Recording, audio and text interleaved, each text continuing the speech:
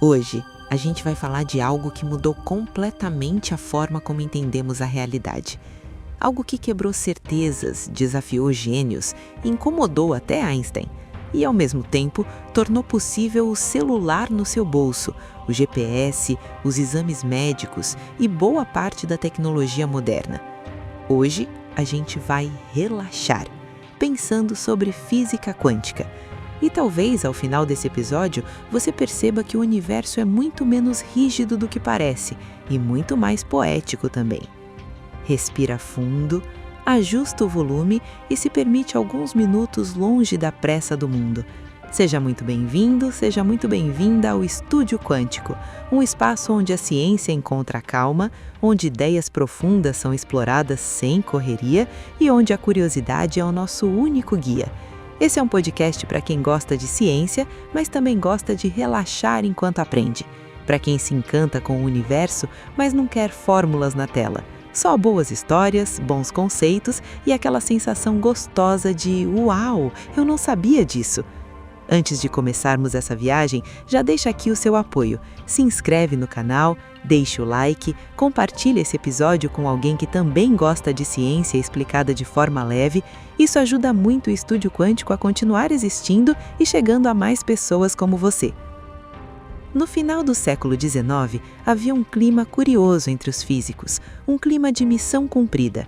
A sensação geral era de que a física estava basicamente resolvida. As leis de Newton explicavam o movimento dos planetas e das maçãs caindo das árvores. O eletromagnetismo de Maxwell explicava a luz, eletricidade, as ondas. A termodinâmica descrevia o calor, a energia, os motores. Parecia que o universo tinha sido decifrado. Alguns cientistas chegavam a dizer que o futuro da física seria apenas refinar medições, melhorar casas decimais, ajustar detalhes. Nada realmente novo parecia necessário. Mas, como quase sempre acontece na ciência, os detalhes começaram a incomodar. Um desses detalhes era algo aparentemente simples: a radiação de corpo negro. Quando um objeto é aquecido, ele emite radiação. As teorias clássicas tentavam prever como essa radiação se comportava, só que os cálculos levavam a um resultado absurdo: uma emissão infinita de energia em certas frequências. Isso ficou conhecido como a catástrofe do ultravioleta, um nome dramático, e com razão. A matemática dizia que o mundo deveria explodir em energia, mas ele claramente não explodia. Era um sinal claro de que algo estava errado, não com os experimentos, mas com a teoria. Foi nesse contexto que um físico alemão chamado Max Planck, quase contra a própria vontade, teve uma ideia radical. Ele propôs que a energia não era emitida de forma contínua, como uma rampa suave, mas em pequenos pacotes discretos, pequenos grãos de energia. Ele chamou esses pacotes de quanta. No início, Planck via isso quase como um truque matemático, uma gambiarra elegante para fazer as contas fecharem.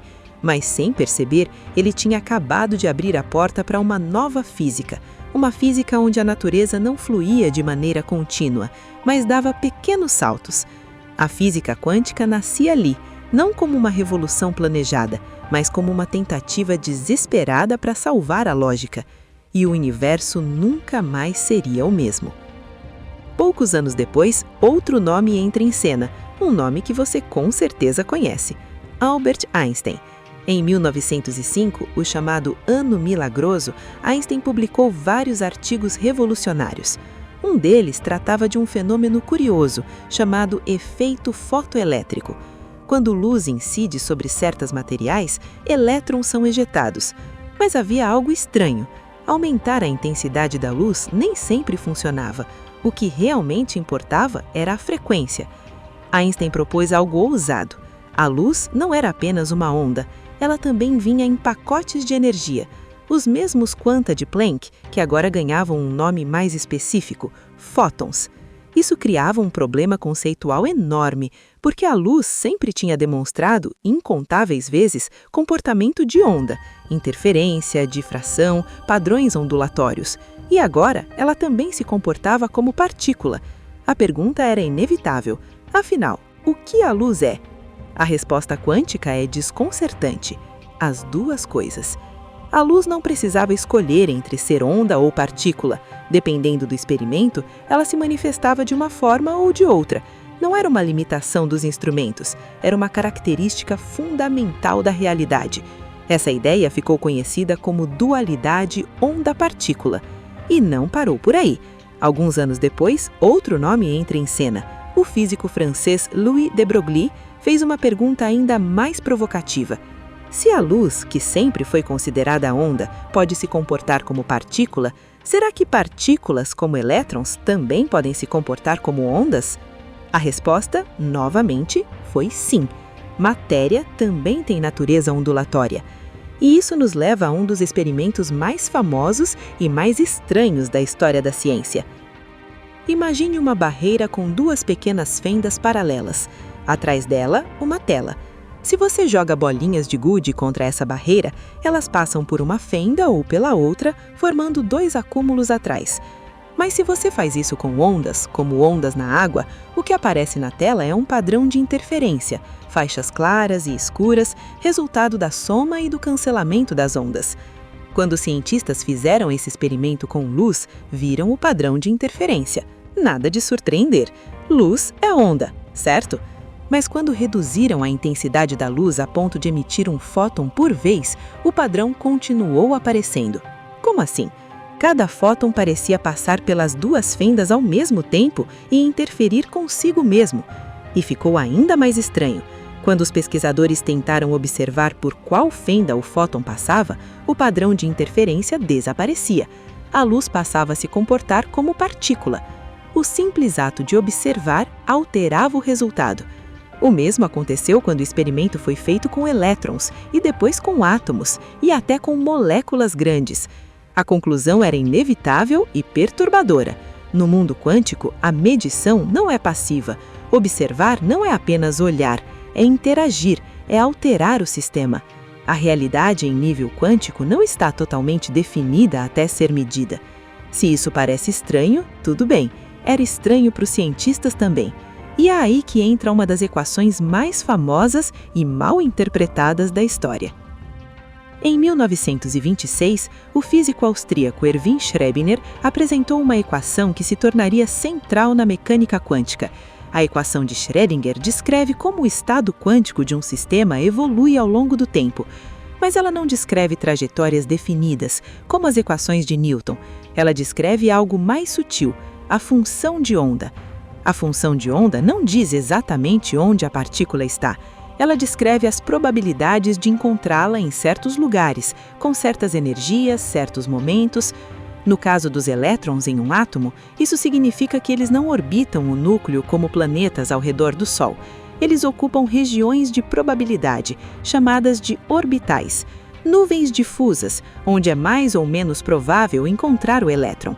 Essa abordagem probabilística explica fenômenos como o tunelamento quântico, onde partículas atravessam barreiras que, pela física clássica, seriam intransponíveis, algo essencial para o funcionamento de transistores, semicondutores e, basicamente, toda a eletrônica moderna.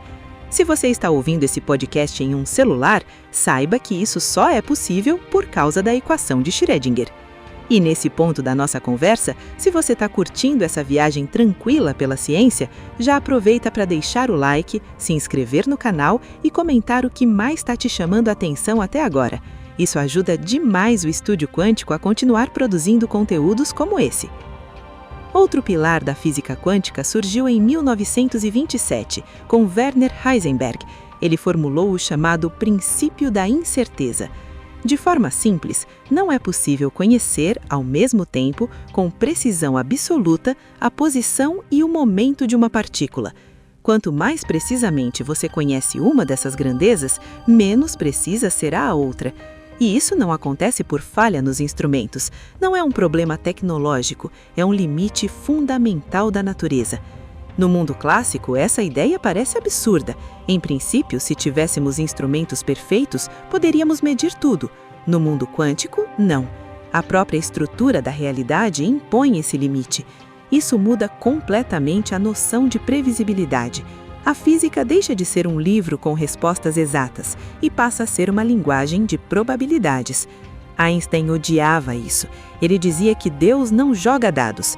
Mas até hoje todos os experimentos concordam com a mecânica quântica. O universo, mal que tudo indica, joga dados sim. Uma consequência direta da função de onda é a superposição. Antes de ser medida, uma partícula pode existir em múltiplos estados ao mesmo tempo. Ela não está aqui ou ali, ela está aqui e ali, numa sobreposição de possibilidades. O exemplo mais famoso disso é o gato de Schrödinger, um experimento mental onde um gato dentro de uma caixa estaria simultaneamente vivo e morto até alguém abrir a caixa e observar. A ideia não era dizer que gatos reais vivem assim, mas mostrar o quão estranha é a aplicação das regras quânticas ao mundo macroscópico. No nível das partículas, porém, a superposição é real e mensurável. E é justamente isso que torna possível a computação quântica, onde bits podem ser 0 e 1 ao mesmo tempo, permitindo cálculos extremamente poderosos. Se você chegou até aqui, pausa rapidinha, deixa o like, se inscreve no canal e comenta o que você acha mais fascinante na física quântica. Seu comentário ajuda o algoritmo e também ajuda a gente a saber que tipo de conteúdo você mais gosta. Agora, chegamos a um dos fenômenos mais intrigantes de todos, o entrelaçamento quântico. Quando duas partículas interagem de certa forma, seus estados quânticos ficam ligados. Mesmo que elas se separem por grandes distâncias, medir uma instantaneamente determina o estado da outra. Isso acontece sem troca de informação no sentido clássico. Não é um sinal viajando mais rápido que a luz. É como se o sistema fosse um só, mesmo estando separado. Einstein chamou isso de ação fantasmagórica à distância. Hoje, o entrelaçamento é a base de tecnologias como criptografia quântica, teletransporte quântico e experimentos avançados de comunicação segura, inclusive realizados em satélites e estações espaciais. O universo nesse nível parece profundamente conectado. A física quântica nos mostra um mundo onde certezas dão lugar a probabilidades, onde observar é participar, onde a realidade não é um bloco rígido, mas uma tapeçaria de possibilidades. Ela nos lembra que o universo não é apenas uma máquina previsível, mas um sistema criativo, dinâmico e, de certa forma, poético. Talvez o maior ensinamento da física quântica não seja tecnológico, mas filosófico, o de que o desconhecido não é um erro, é uma parte fundamental da realidade. Se você gostou desse episódio, deixa o like, se inscreve no Estúdio Quântico, compartilha com alguém que também gosta de ciência explicada com calma. E não esquece de conferir o próximo vídeo sugerido aqui no canal. Obrigado por relaxar com a gente. Até o próximo mergulho no estranho e maravilhoso universo quântico.